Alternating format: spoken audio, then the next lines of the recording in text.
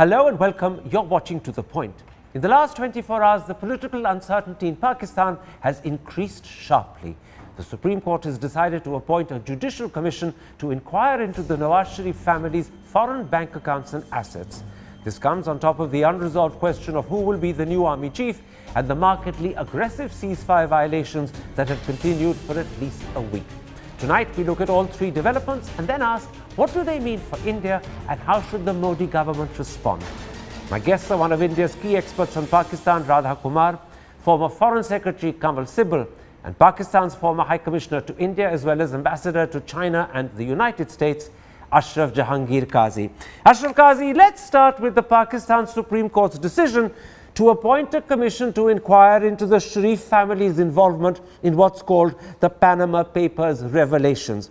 Is this simply to ascertain whether the Sharif children own the companies and accounts they are alleged to own, or is this in fact an investigation into corruption? Well, specifically, it's what you said, but more generally, it's into corruption. And as Imran Khan had said, that the whole purpose of his dharna in or the lockdown or whatever you want to call it in the capital was to obtain either what he called talashi or istifa. That means either the Prime Minister should resign or there should be an independent inquiry into allegations against him, particularly after the revelation of the Panama leaks or Panama Gate. So up until now, the government has effectively prevented either, but now in the light of the Supreme Court decision, which was at least partially, in my view, brought about because of the street pressure, but also because I think they decided that the situation in the country was not good. They have ruled in favor of the setting up of the Judicial Commission, and it will sit on a daily basis Absolutely. or day-to-day basis. But let me stop you there. I'm interrupting Yes. you because can you clarify, is this therefore a full-fledged investigation into corruption or simply to ascertain whether the assets are owned by those children? Which of the two? Because that's a critical question. Well, there's the question of the TORs, the terms of reference, on which 9 parties agreed, but the government party had objected. So they've been given, each of the parties that have been named, in this case, it's the government and then Imran Khan's party, the PTI,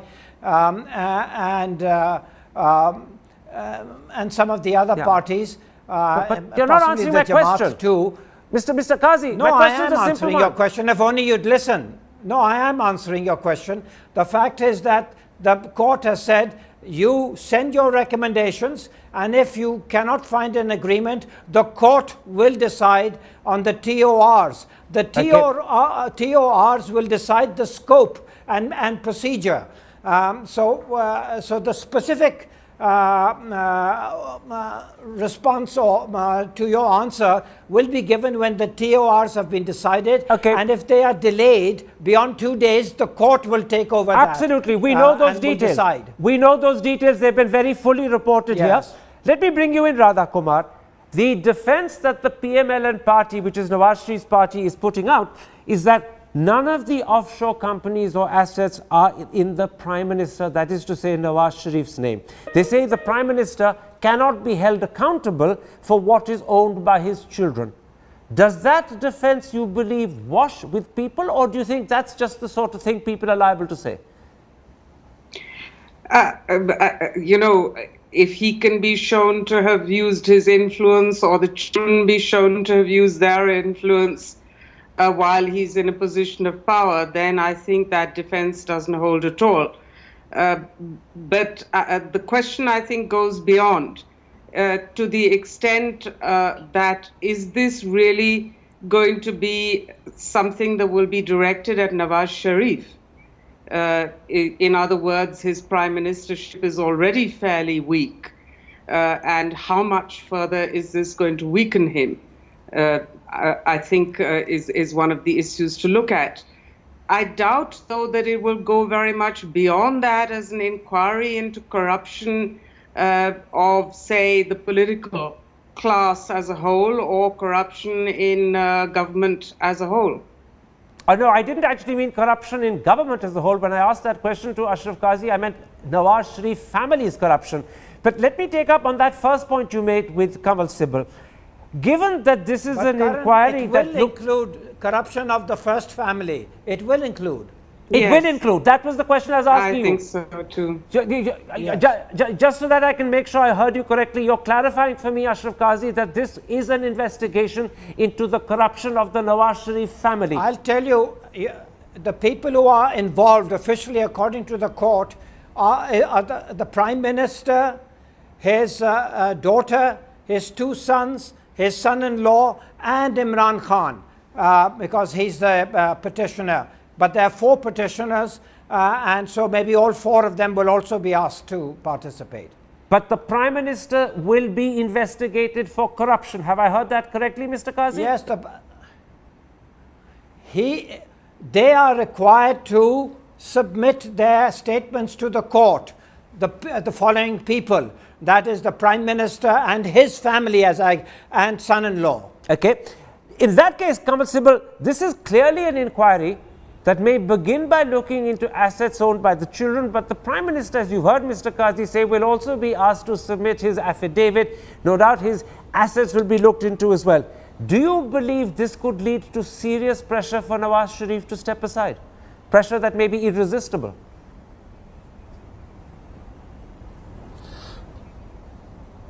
Well, a couple of things. One, of course, is that one can only talk about presumed corruption. One can't reach a judgment straight away that there is actual case of corruption, because as I understand, having offshore accounts is not illegal under Pakistani law. I do not know if the Pakistani law requires a Pakistani citizen to declare offshore accounts to the Central Bank of Pakistan. If that is not the case, then prima facie it's not illegal. Now, what they are alleging is that these offshore accounts have been used to launder money and invest it into property in London, Park Lane and elsewhere. Now, if it is proved that these were ill-gotten gains and this was money which was not taxed, which was taken out through various means and then invested into property, and links can be established between this and the Prime Minister himself directly, then of course is a huge problem. For Nawaz Sharif. So, what's the answer to my question? Are you therefore saying, Kamal Sibal, that this could develop into a situation where there will be irresistible pressure on Nawaz Sharif to resign? Is that what you're suggesting? I don't think so. I don't think so. I think, in fact, there has been a bit of a climb down, because Imran Khan had threatened the lockdown and forcing the Pakistani Prime Minister to resign. But everybody has found a way out, as is in such cases, to throw it into the lap of the Supreme Court, which will set up an judicial commission, which will look into this. It will be a question of evidence. It will be a long drawn-out process, even if they want to expedite it. And therefore, by which time the tempers will cool down, other factors will come into play. The new army chief will be in position. Let me stop you there. Something else may happen. You're making a strong case for suggesting that by throwing it into the lap of the Supreme Court, to use your words, this is actually a way out for the Prime Minister. I want to bring Ashraf Qazi in on that. When you look at what the Supreme Court is doing, Ashraf Qazi, they've said that the commission will be headed by a Supreme Court judge. It will have the powers of the Supreme Court. Its ruling will be binding on all parties, and it will hold daily hearings. Does that give you the impression, as Kamal Sibal was suggesting, this is in fact a climb down and it is a way of giving the Prime Minister an escape clause? Or do you get the impression that the Supreme Court is determined to get to the bottom and is doing so very assertively and single-mindedly, and therefore the problem for the Prime Minister is just beginning, not diminishing? Which of the two? I would take the former view, because it is in the context of Panama, the Panama revelations or the Panama leaks, and it doesn't extend to the general sort of description of any charges, other charges which of corruption or malfeasance outside the context of Panama right now. Now anything can take on a life of its own and expand. So basically it's within the context of the Panama revelations. It's with respect to the first family. Now whether the investigations will show the kind of links that Kamal was talking about or will not, will decide how this thing ends. Will it lead to the petitions being rejected, or will it lead to the filing of regular charges or something of that sort, which would be very injurious politically, of course, for the incumbent Prime Minister. But what has happened is that in my view, the Supreme Court has taken cognizance of the situation in the country, and it had its reservations before with regard to the Supreme Court not being an investigating body, but it has now taken this responsibility upon itself, and it will set up a judicial commission to do the investigation, and what more we don't know, but it is a very serious step, and the Prime Minister would be concerned. Now, Radha Kumar, this serious step, to use Ashraf Qazi's description, happens at the same time. It actually coincides with the fact that Nawaz Sharif also has to find a replacement for Raheel Sharif, the army chief, who retires, I believe, on the 28th of this month. We in India believe that Nawaz Sharif is under enormous pressure to retain Raheel Sharif, but what we seem to ignore when we make that claim is that Raheel Sharif has made it clear he doesn't want an extension. Reportedly, he's even refused promotion to Field Marshal. So is the Indian analytical belief that this is another pressure point for Nawaz correct in your eyes, or are we slightly mistaken in our conclusion? Well, I think that Mr. Sharif will be spending an awful lot of sleepless nights trying to decide whether and who to appoint. You know, he's had a history of miscalculation by and large with army chiefs, and he's had a tendency to look to go above go below the existing contenders in order to promote someone he thinks would be loyal, which has generally not worked for him. I also think that the issue of the case and the Supreme Court's investigative commission will change perhaps in terms of its mandate and how far it goes or doesn't go when it delivers a judgment or not, according to who the army chief is and what the army's reading of the situation is. Before I go to Ashraf Qazi, let me bring you in on that one, Kamal Sibal. You're a former foreign secretary. You're a man who observes political and military developments in Pakistan, which are often intertwined very closely. What sort of pressure is Nawaz Sharif under at this moment when he has to make up his mind about choosing an army chief, when he perhaps has to contend with pressure to retain Raheel Sharif? What sort of pressure is he under?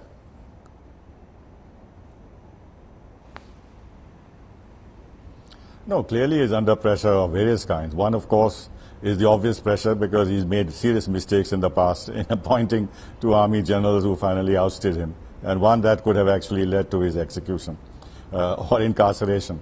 So he has to be extremely careful whom he appoints, and he'll try and choose as non-political a general as possible. This is what they say, but whether there is actually a non-political general, one does not know. On top of that, he's been grievously weakened by these developments, and therefore his margin for maneuver in terms of playing some kind of an inside game in trying to choose the right kind of person, that has also been narrowed down.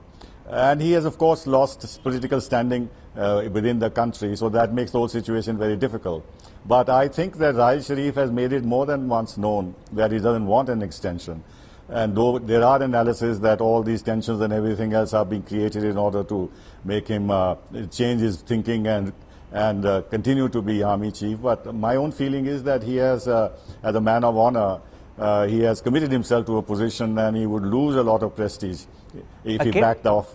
And it seemed that he had manipulated the whole thing in order to be asked by the government to continue. So I think, in short, I think Nawaz Sharif is in a very difficult position. Let me bring in Ashraf Qazi on that. Ashraf Qazi, as I said myself and as Kamal Sibal has repeated, Rahil Sharif has made it clear, and he made it clear several months ago, that he didn't want an extension. It's also reported that he has turned down the promotion to a field marshal, which apparently was suggested to him by the Prime Minister. But what's your sense and hunch? Is he actually trying to push for an extension, or is that just false speculation? And it's a very strong level of speculation on this side of the border. So that's my first question to you. Can we believe him at face value he doesn't want an extension, or is he pushing for one behind the scenes? I believe, could be wrong, but I believe quite strongly that he doesn't want an extension. He recognizes he has earned within Pakistan enormous respect as a professional soldier, as the COAS, Chief of Army Staff. And were he to accept an extension, as has happened with past chiefs, they then stop being seen as professional soldiers, and they become political soldiers, and they lose standing not only within the political community, but also within the military itself, because that will affect the promotion of many soldiers themselves, and it doesn't set a good precedent, and he will be going back on what he has maintained. And secondly, the army is an institution. They have their regular meetings right at the top. Decisions are taken after consultations. So whoever succeeds him is likely to be very good professionally, and is likely to share his fundamental sort of outlook with regard to national issues. Radha Kumar, in these circumstances that prevail, how weakened is Nawaz Sharif? It's no great secret that over the last year and more, the army has steadily and perhaps severely and seriously encroached upon his powers. But is he, as a result now, when he faces these Panama Gate investigations and the commission set up by the Supreme Court, further weakened to the point that the army doesn't need him? Or conversely and paradoxically, because he is weakened and therefore more easy for the army to use and control as a civilian front, is he more useful to them? Which of the two? Well, he's always had a tendency to undermine himself by perceiving his weakness as greater than it is. And it seems to me that he's doing that and has been doing that for the past year. He's tended to overact, he's tended to run looking around for this influence, that string, instead of perhaps addressing his political allies and his people. Certainly Panama Gate will weaken him further. The investigation, as Ashraf said, is a very serious step in itself. And now comes the question of a new army chief and how that will be handled. I think as far as India policy is concerned... we'll come to India policy later. We'll come to India policy later. Let's not cross on to other subjects at this point. Okay, then to finish on this question of is it an asset or a weakness, the army has tended often to sideline, even go further with Mr. Sharif, because they perceive him as embarrassing Pakistan internationally.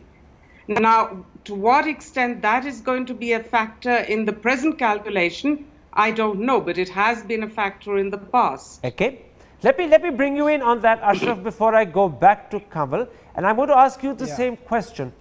Has Nawaz Sharif at the moment been weakened to such a point that he can be easily toppled and done away with, and therefore his position as Prime Minister is at risk? Or paradoxically, because he is weak, he has become easier for the army to use and control as a civilian cover for the authority they actually have, and therefore he's paradoxically more useful. The weaker he is, the more he needs them, and therefore the more they can use him. Which of the two is it? He has been quite strong up until now. He has been weakened. Now, he was strong because he seems to be quite popular in the Punjab in particular, which is by far the largest province. And some people will attribute that to his political skill and his ability to sort of, get down to what needs to be done to win elections. There has also been, what you say, the perception that because of his political style or political, he's not very aggressive politically or in his handling of people who might differ with him.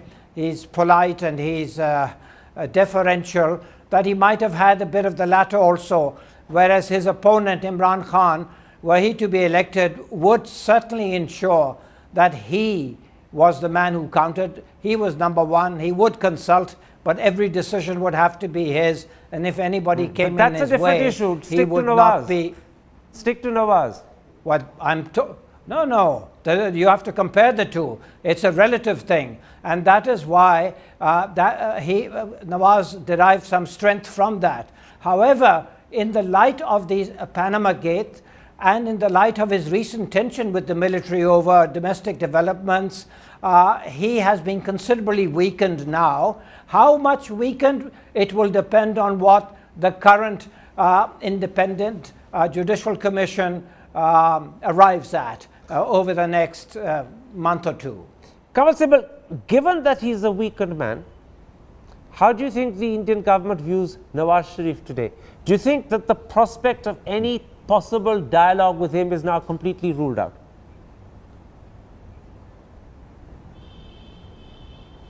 For the moment, yes, it has been ruled out, because even earlier he was perceived as being weak. And I'd just like to make a comment on what you asked earlier. In fact, the Pakistan Army has control over the real policies of Pakistan, the external policy, the nuclear policy, etc., etc. Insofar as economic development and other issues are concerned, that is the remit of the government. So in any case, the equation is such that the army is the real power in Pakistan.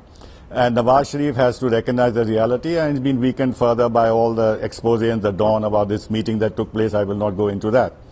Our policy initially, or Modi's policy, was that if he can play a role in strengthening democracy in Pakistan, strengthening the civilian government, strengthening Nawaz Sharif, because on the whole the perception was that of the two forces in Pakistan, the armed forces and the civilian government was a better bet, and if he could strengthen his hands by engaging him and moving forward on the relationship, this may strengthen his image in the public and vis-a-vis the armed forces. Okay. But that hasn't worked out, because as Nawaz Sharif has grown weaker, he has had to defer to what the army has wanted him to do, and hence all that has happened in the United Nations and post-Uri and everything else.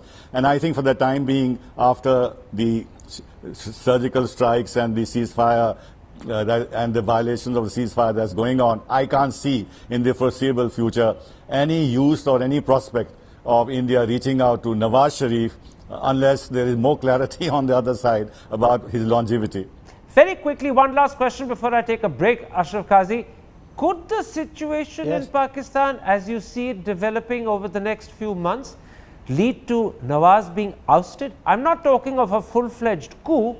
I'm talking of the army intervening as it did in '93, or as it did twice for Benazir Bhutto, to remove the government, arrange fresh elections, and another spell of democracy under another new leader. Could you see that happening again? Well, it's a very fluid situation right now, and you really can't rule out any possibility, including what you mentioned. There has also been the problem of the Prime Minister's health and his need to go abroad for checkups, and there was some rumors to that effect that he might once again leave the country for a checkup. You know, he had to go some months back. He was away from the country for 2 months, and this is pressure that he doesn't need, and so it could lead to any kind of situation. But if we stick with the commission, and the commission comes up with findings which run against the Prime Minister, that would sort of further weaken his position, in fact, very seriously. And then, of course, his days may be limited. But it's quite possible that he might write this one out if no evidence, and it has to be fairly concrete, credible evidence, is found linking him to the revelations of the Panama Leaks. Kamal Sibal, there is a view that the daily ceasefire violations and the aggressive firing across the line of control, which we say are committed entirely by the Pakistani side — I imagine the Pakistanis will have a very different view of that — we believe that these are connected to the political uncertainty in that country. And many people believe it's specifically connected to the military uncertainty over the army chief issue. Do you, as a foreign secretary who follows developments in Pakistan, accept this popular interpretation that exists on the Indian side?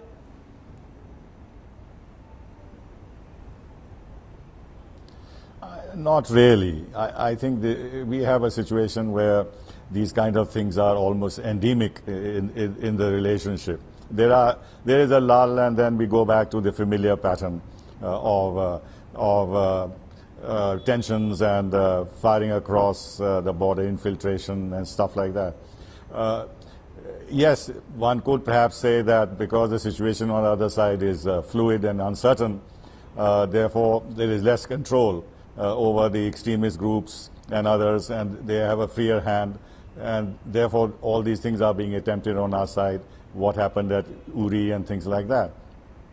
But I don't think that this is directly related to the situation within Pakistan. It is a consequence of what happened at Uri and the fact that we conducted some surgical strikes close to the line of control, which compelled the Pakistani side to have some kind of a reaction, although publicly they denied that any such strikes had taken place. Okay. And the free hand given by our government to our army on the border to take retaliatory action as and when they need, and the scale of it. So I think the situation is such that we are bound to face the kind of problems that we're facing currently, because neither side would like to back off so easily. That's a very interesting answer, particularly from a former foreign secretary. I will go to Ashraf Qazi in a moment's time, but let me bring in Radha Kumar to see whether she agrees, as an Indian, with what you've heard from Kanwal Sibal, that the popular view in India, that the stepped up violations and ceasefire cross-firing that we're seeing, particularly in the last week, is directly connected, A, to the political uncertainty, and B, more specifically, to the military uncertainty in Pakistan. He believes it's not. Where do you stand on that, Radha Kumar? I agree with Kanwal Sibal's explanations. In fact, I would say that the current spiral of escalation that we see did start with the Uri attack. And every act of retaliation is then greeted with an attempt to escalate to a further point. And this is nothing new. We've seen it before. Let me put it this way, that you would have had this spiral of escalation following Uri even if you did not have political uncertainty in Pakistan. And as far as the military issue is concerned, I do recall that in the Pakistani media, there was a lot of discussion about how this made Raheel Sharif's last month very difficult because, he had managed to gain quite a lot of credit with Zarbe-Azb, and it looked as if he had tried to help alter the Afghan policy to some extent, though it's not clear to what extent. And then came this, which of course backfooted the Pakistan army in many ways. Let me, Ashraf Qazi, although you've heard the answers from both Kanwal Sibal and Radha Kumar, neither of them agree with the popular opinion in India that this crossfire violations, ceasefire violations are entirely to do with the political uncertainty and the military uncertainty in your country. They don't agree with it. Nonetheless, I'm going to put to you a popular question that many on Indian media are asking. They say that the army has stepped up ceasefire violations to deliberately create a situation whereby either Raheel Sharif is asked by Nawaz to stay on, or the man that Nawaz chooses as his successor is his preferred choice. How do you respond to that popular interpretation in Delhi? Well, first of all, there is a rare consensus between India and Pakistan in that I also agree with Kanwal and Radha that the situation in Pakistan has its own dynamic, and it is not significantly impacted by the LOC situation, although nothing is completely sort of immune to the influence from other quarters. Now, as far as the Indian speculation with regard to the army chief, yes, there continues to be speculation in Pakistan, and there's even talk about once again people asking him to stay on in view of the delicate national situation, but nobody seriously believes that he will be persuaded to do so. And in any case, as I said earlier, the person likely to succeed him, although names are likely, the procedure is, or the tradition now, is that names are put up to the Prime Minister and he chooses one of them. But the names that are likely to be put up would be probably seniority will be involved, okay, and also those who will be pretty similar to General Rahil Sharif in his perceptions and in his way of handling military manners and his view on other subjects. So I don't think that there will be an extension, and I don't think that the Prime Minister may be weakened, but the procedure is naturally he's the Prime Minister. He has to okay the successor. Let me ask you another connected question. What, from your Pakistani viewpoint, is the explanation for the aggressive ceasefire violations? I believe by one count we've had something like over 70 in the last 2 weeks. What's the Pakistani explanation for this? Well, once again, we have claimed that more than 140 violations have taken from your side, and that, you know, the understanding of 2003 does need to be restored. And there's been an offer of a dialogue, because that's part of Pakistan's stance. However, I do agree with Kanwal and Radha that it's unlikely the dialogue will be resumed anytime soon, although I wish that possibility were there, because, you know, as Churchill said, jaw is better than let's come to the dialogue in a moment's time. But do you believe that these ceasefire violations are being done by India?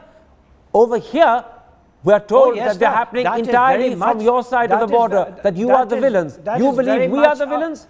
Just as you said, the view is the exact opposite in Pakistan, and so it is. The view is that it is from your side, and that a lot of people, particularly along what we call the working boundary, a lot of civilians are there, and they've been injured and some killed.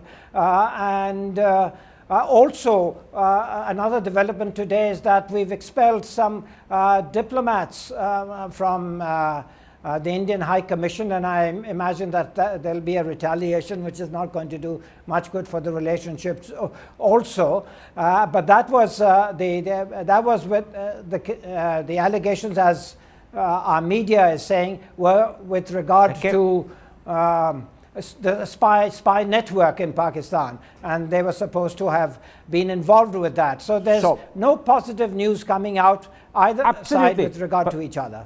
Kamal Sibal, on the ceasefire violations, could it be the case that they are only provoked by Pakistan? That Pakistan is the villain, Pakistan is the country that's doing them? Or could it be the case that there are some ceasefire violations which are provoked by us, even if that's not publicly made known to the Indian public? You've been Foreign Secretary. Can it be that the ceasefire violations happen only one way? Pakistan the villain, we the victim? You see,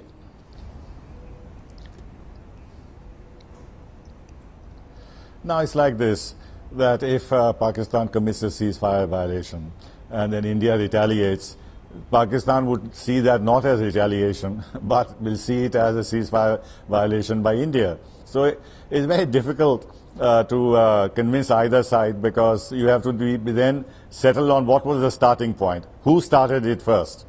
Because if Pakistan does something and under cover of fire they want to send in infiltrators, and India tries to stop that and fires, etc., etc., etc. Now let me phrase it differently. Let's say if Pakistan was not sending in infiltrators at all, there will be no need for ceasefire violations. What for? Unless Pakistan as a policy doesn't want the ceasefire to continue. It's linked to the whole issue of infiltration and terrorism and everything else. And if Pakistan desisted from that, I think there would be peace on the line of control. All right. But what if Pakistan engages in acts like Uri and everything else, there would be pressure from our side to react. Is that Pakistan has a motive to carry out ceasefire violations. You believe India has no such equal equivalent motive, which is why when the violations happen, they are the work of Pakistan, not India. Is that right? Yeah, absolutely. Very quickly, Ashraf Qazi, do you want to respond to that? Yes, they are provoked by them. They are provoked by them. Well, of course. Yes, well, the narrative here and the perception here is the exact opposite. In this particular case, our perception is that India has been involved with inflicting gross atrocities, human rights violations in what we call Indian occupied Kashmir. You call it POK. Get away from that. Is that you have been involved with the Kashmiris there and you need a distraction from that. And the distraction has been a number of things, including stepped up tension and Uri and the surgical strikes, all of which we deny have taken place from our side, or that you stopped or that you conducted surgical strikes. And in fact, there's been a report that your defense minister has said we will stop calling them surgical strikes. So the narrative, as usual, is mutually exclusive, totally exclusive, and that continues to be the case. In these circumstances, Radha Kumar, do you worry that this is perhaps the ideal circumstances for another terrorist attack on India? Because with political uncertainty in Pakistan, with ceasefire violations aggressively happening every single day, any terrorist attack would have an even bigger, a more heightened impact. Do you worry that the situation as it's developing, not just on the border, but politically within Pakistan, and then the distrust between the two countries, is an ideal moment for a terrorist to act? Yes, undoubtedly, it provides much more what one may say welcoming grounds for a terrorist attack.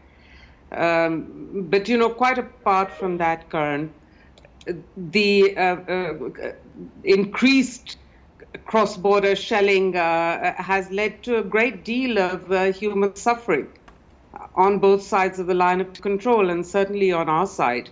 It has just been declared that more than 400 schools in the Jammu sector will be closed. Human suffering is appalling, and I don't in any way want to detract and diminish the extent to which people are suffering on both sides.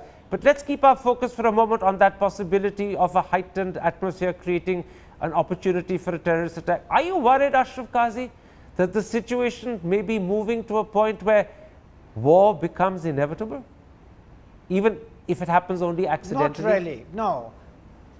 I think the leadership on both sides, for all their shortcomings, and shortcomings they do have, is still not so silly to really risk war. Now, I know in the past history tells us that wars can happen without anybody intending them, particularly if the escalation ladder is not controlled. We are nuclear weapons countries, and it behoves us, and to some extent we are quite sensitive to that fact, that we shouldn't allow the scale of conflict or tension to make such a scenario a real possibility. So I think there's a certain amount of, how would I call it, assurance that things will be controlled.